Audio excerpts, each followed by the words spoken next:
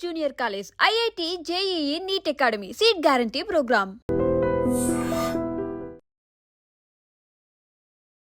Hello guys, welcome back to iDream Media and welcome to the new program Mind and Matter.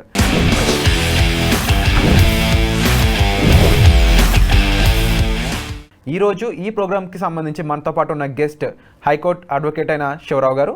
ముఖ్యంగా ప్రతి ఒక్కరికి ఒక 18 ఏళ్ళు దాటిన అబ్బాయి, ఒక 18 ఏళ్ళు దాటిన అమ్మాయిని లైంగికంగా దాడి చేసిన లేకపోతే అమ్మాయిని మోసం చేసిన, అది పోక్సో అనే ఒక చట్టం దర్యాప్తులోకి తీసుకొని అతని మీద శిక్షలు అవన్నీ కూడా అమలు చేయడం జరుగుతూ ఉంటుంది.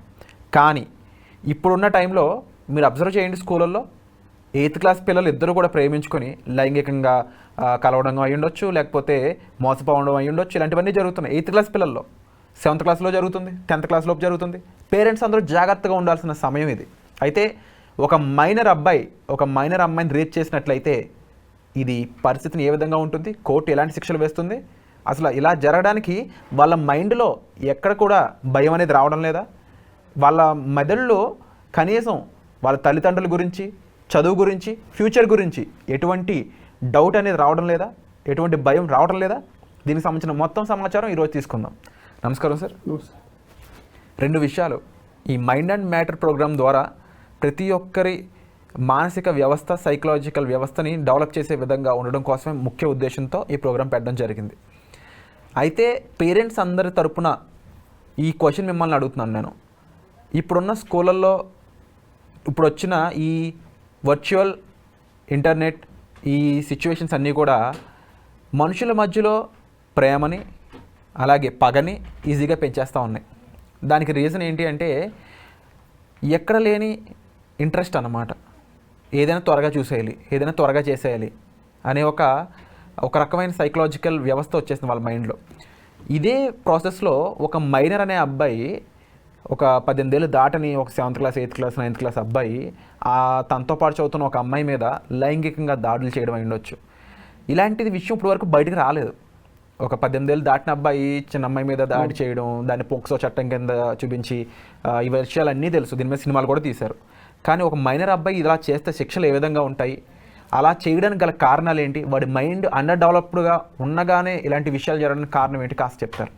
ఖచ్చితంగా చాలా మంచి ప్రశ్న ఇది. ఇప్పుడు ప్రతి ఒక్క పేరెంట్ తెలుసుకోవాల్సిన ప్రశ్న ఇది. ఎందుకంటే స్కూల్కి పంపుతున్నప్పుడు వాళ్ళ పిల్లలు ఏం చేస్తూ ఉన్నారు, ఎట్లాంటి బిహేవియర్లో ఉన్నారు, ఎటువంటి ఫ్రెండ్షిప్లో ఉన్నారు, ఏ విధమైనటువంటి పద్ధతులు అలవాటు పడుతూ ఉన్నారు అని ప్రతి ఒక్క పేరెంట్ తెలుసుకోవాలి. మొదటగా చాలా మంచి ప్రశ్న, మైనర్ని రేప్ చేస్తే శిక్షలు ఎలా ఉంటాయి, అసలు ఏంటి వాళ్ళ మానసిక పరిస్థితి. రేప్ అనేది హీనియస్ యాక్ట్గా పరిగణించబడుతుంది మన చట్టంలో.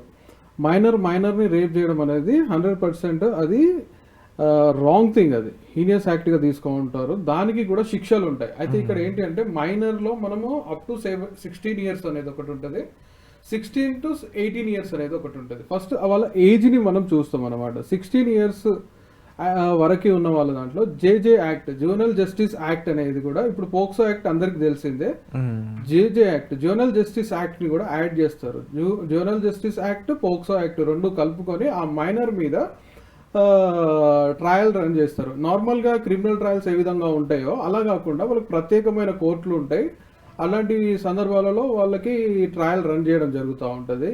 జూనల్ జస్టిస్ యాక్ట్ ప్లస్ ఈ జూనల్ జస్టిస్ యాక్ట్లో వచ్చేసి మనకు సెక్షన్ 15 ప్రకారం 15 under section 15 of జూనల్ justice act, POCSO act లో వచ్చేసి సెక్షన్ 27 ప్రకారం మనకి ఏంటి అని అంటే ఈ మైనర్స్ యొక్క మైండ్ సెట్ ఎలా ఉంది, ఆ పరిస్థితి ఏంటి అని చూసుకొని వాళ్ళకి 3 సంవత్సరాల వరకు జైలు శిక్ష పడే అవకాశం ఉంటుంది. అది బిలో 16 ఇయర్స్ అయితే.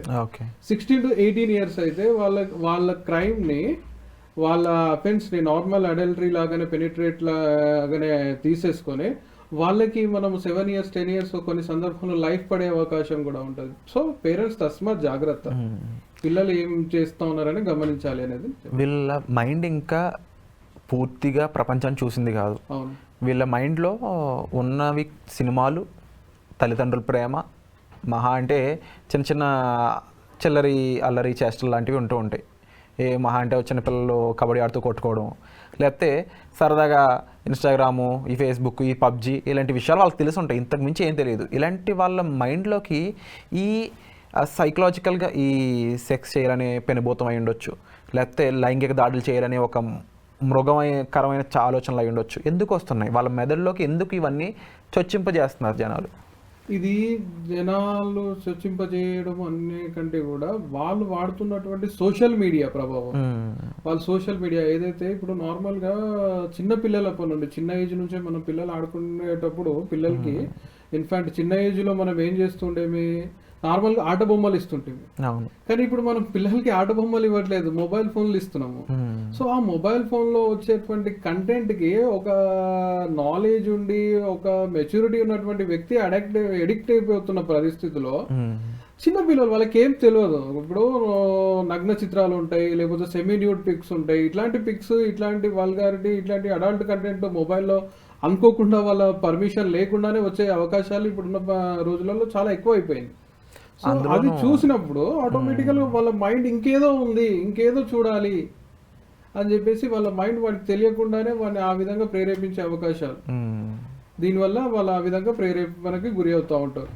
అంటే ఇప్పుడు మొబైల్ ఫోన్లో ఇంత చెత్త అంతా ఉంది అనే విషయం పేరెంట్స్కి తెలియాల్సిన అవసరం ఎంతో ఉంది, వాళ్ళ జాగ్రత్తలు తీసుకోవాల్సిన అవసరం ఎంతో ఉంది. లేకపోతే వాళ్ళ అబ్బాయి ఒక మానవ మృగంలా మారడానికి స్కోప్ ఎక్కువ కనిపిస్తూ ఉంది. అవును, దీన్ని ఏ విధంగా చూడాలంటారు? ఇప్పుడు పేరెంట్స్ అనేవాళ్ళు మొబైల్ ఇవ్వడమే కాదు, మొబైల్ ఇచ్చిన తర్వాత ఆ మొబైల్లో ఏం బ్రౌజ్ చేస్తున్నారో, వాళ్ళ బ్రౌజ్ హిస్టరీ ఏమి, చాట్ హిస్టరీ ఏమి అనేది పేరెంట్స్ ఖచ్చితంగా చూడాల్సిన అవసరం ఉంది, చెక్ చేయాల్సిన అవసరం ఉంది. అట్లా చెక్ చేయకుండా నార్మల్గా నా కొడుకుకి, నా బిడ్డకి నేను మొబైల్ ఇచ్చేసిన ఏదో వాళ్ళు హ్యాపీగా మొబైల్ని ఆపరేట్ చేయగలుగుతున్నారు అంటే వాళ్ళు అందులో ఏం చూస్తున్నారు? ఎడ్యుకేషన్ కంటెంట్ చూస్తున్నారా, లేకపోతే అడల్ట్ కంటెంట్ చూస్తున్నారా, లేకపోతే ఇంకేమన్నా గేమింగ్ యాక్ట్కి సంబంధించి ఏమైనా వేరే ఇతరత్ర అఫెన్స్కి సంబంధించి ఎట్లా ఏ విధంగా మోటివేట్ చేసుకోవాలి, ఏ విధంగా ఏం చూస్తున్నారు? వాళ్ళ బ్రౌజింగ్ హిస్టరీ అనేది చెక్ చేసుకోవాల్సిన అవసరం ప్రతి ఒక్క పేరెంట్ మీద ఉంటుంది. అంటే ఇప్పుడు ఈ మాట అడిగాక ఏం విరాట్ 16 ఏళ్ళ పిల్లలు మొబైల్ ఫోన్ వాడుతున్న ప్రతి 16 ఏళ్ళ పిల్లలు సెక్స్లు చేస్తున్నారా లేకపోతే రేపులు చేస్తున్నారా అనేది క్వశ్చన్ వస్తుంది డెఫినెట్లీ. అలా అందరూ చేయరు కదా, కొంతమంది అలా చేయడానికి గల కారణం ఏంటి? వాళ్ళ మైండ్ మ్యాటర్ ఏం చేస్తుంది? వాళ్ళ మైండ్, ఎస్ ఎగ్జాక్ట్లీ. ఇప్పుడు ప్రతి దగ్గర 100% చెడు ఉండదు, అట్ ద సేమ్ టైం మంచి కూడా ఉండదు. ఇప్పుడు ఏమవుతుంది అంటే కొన్ని సందర్భాలలో ఇప్పుడు కొంతమంది కొన్ని విషయాలకి ఎడిక్ట్ అయిపోతారు, కొంతమంది కారు, కొంతమందికి పేరెంట్స్ భయం ఉంటుంది, కొంతమంది పేరెంట్స్ ఎడ్యుకేటెడ్ అయ్యి వాళ్ళకి చెప్తారు బేటా ఇది చూడొద్దు, ఇది చూడొద్దు, ఇది చేయాలి, ఇది చేయొద్దు.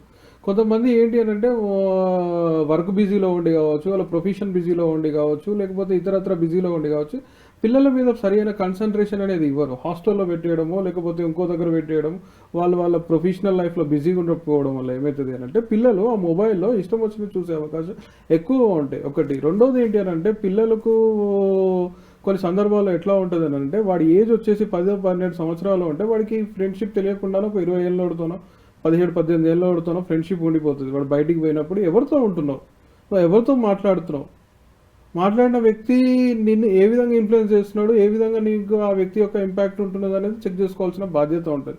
ఒక 10 సంవత్సరాల వ్యక్తి, 12 సంవత్సరాల బాబు ఒక 20 ఏళ్ళోడితో ఫ్రెండ్షిప్ చేసినప్పుడు ఆటోమేటికల్గా 20 ఏళ్ళోడు వీని మీద ఈ రకమైన ఇన్ఫ్లుయెన్స్ చేయగలుగుతాడు, ఇంపాక్ట్ చూపించగలుగుతాడు. వాడు ఎవరితోనో అమ్మాయితో పోయినప్పుడు ఇంకేదో ఉంది ఇందులో, నాకో గర్ల్ ఫ్రెండ్ కావాలి, ఈ టైప్ ఆఫ్ ఆలోచనలు పిల్లల మైండ్లో వచ్చే అవకాశాలు చాలా ఉన్నాయి. సో ఇలా ఆలోచనలు వస్తున్నాయని పేరెంట్స్ తెలుసుకోవడం ఎలా అంటారు? చాలా సింపుల్. వాడు ఏం చేస్తున్నాడు అనేది అబ్జర్వ్ చేస్తే సరిపోతుంది. వాడు ఎంతసేపు పేరెంట్స్తో, లేకపోతే వాడు పుస్తకాలతో ఉంటున్నాడా, లేకపోతే మొబైల్ ఫోన్స్తో ఉంటున్నాడా, లేకపోతే ఇంకేం చేస్తున్నాడు, ఇది చూస్తే సరిపోతుంది. ఒకసారి వాడు స్కూల్కి పోతే వాడు ఫ్రెండ్స్ ఎవరో తెలిసిపోతుంది. సో ప్రతి ఒక్క పేరెంట్కి ఈరోజు ఏంటంటే వాళ్ళ పిల్లలతో చిన్న ఏజ్ నుండే పిలిచి మాట్లాడేయాల్సిన అవసరం చాలా ఉంది. కొట్టడం, తిట్టడం ఇవి కాకుండా వాళ్ళని ప్రేమగా దగ్గర తీసుకొని వాళ్ళతో మాట్లాడడం, at least weekly once or twice వాళ్ళతో స్పెండ్ చేయాల్సిన అవసరం చాలా ఉంది. అట్లా స్పెండ్ చేయకుండా వాడిని వదిలేసి డబ్బులు ఇస్తున్నాము స్కూల్లో, పెద్ద పెద్ద స్కూల్స్, బీ స్కూల్స్, కాన్వెంట్స్ ఇట్లాంటి వాటిలలో మేము చదివిస్తున్నాం ఇంటర్నేషనల్ స్కూల్స్లో అని చెప్పేసి వదిలేస్తే వాడు ఆ విధంగానే మారిపోతాడు. వాడు రేపు పొద్దుగాల ఒక రాక్షసుల్లాగా బిహేవ్ చేసేటువంటి పరిస్థితి వస్తుంది. వండర్ఫుల్ ఇన్ఫర్మేషన్ శివరావు గారు. ఎందుకంటే పేరెంట్స్ తెలుసుకోవాల్సిన ఇన్ఫర్మేషన్తో పాటుగా ఇన్ కేస్ మైనర్ గిని ఇలాంటి తప్పులు చేస్తే వాడికి పడే శిక్షలతో సహా మాకు ఇన్ఫర్మేషన్ ఇచ్చినందుకు ఇది ఒక ఐ ఓపెనింగ్ ఇన్ఫర్మేషన్ అని చెప్పొచ్చు. And thank you so much. మీలాంటి వాళ్ళు ఇలాంటి అవేర్నెస్ క్రియేట్ చేయడం వల్ల చాలామంది సేఫ్ అవ్వడానికి స్కోప్ ఎక్కువ ఉంటుంది. అండ్ ముఖ్యంగా ఈ వీడియో చూసిన పేరెంట్స్ అయి ఉండొచ్చు, లేదంటే స్టూడెంట్స్ అయి ఉండొచ్చు, లేదంటే మీకు తెలిసిన మీ బ్రదర్స్ సిస్టర్స్ ఈ ఏజ్లో ఉన్న ఎవరైనా సరే వాళ్ళని ప్రొటెక్షన్ చేయాల్సిన అవసరం మన బాధ్యత కూడా అని చెప్పొచ్చు. అయితే దీనికి సంబంధించి శిక్షలు ఏ విధంగా ఉంటాయి మైనర్ అనేవాళ్ళు తప్పు చేసినట్లయితే, అలాగే మైనర్ అనే వాళ్ళ ఆలోచనలు మెదడు ఏ విధంగా ఉంటుంది, దానికి అలా కారణాలు ఏంటి అనేవి ఈరోజు ఎపిసోడ్ చెప్పడం జరిగింది. కాబట్టి వీటిపై మీ అభిప్రాయాన్ని కామెంట్ సెక్షన్లో మెన్షన్ చేయండి. ఇది ఈరోజు మన mind and matter program. Thank you so much. నిజంగా ప్రస్తుతం ఉన్నటువంటి సమాజం దేనికి ప్రయారిటీ ఇస్తుంది? ఆర్థిక సంబంధాల చుట్టూ మాత్రమే తిరుగుతోంది. మళ్ళీ ఎన్నికలంగానే చాలా విరక్తి కలుగుతాం. మంచి అనిపిస్తుంది కదా, లేడీస్ కూడా ఛాలెంజింగ్ జాబ్స్ చేసినప్పుడు చాలా బాగుంటది. ట్రాఫిక్ అసిస్టెంట్స్ గా నియమించిన ట్రాన్స్జెండర్స్ అందరితో సాల్యూట్ చేయించుకుంటున్నారు. ఫుడ్ డెలివరీ ఇవ్వటానికి వెళ్ళినటువంటి డెలివరీ బాయ్ అనిల్ పై కళ్ళ ముందు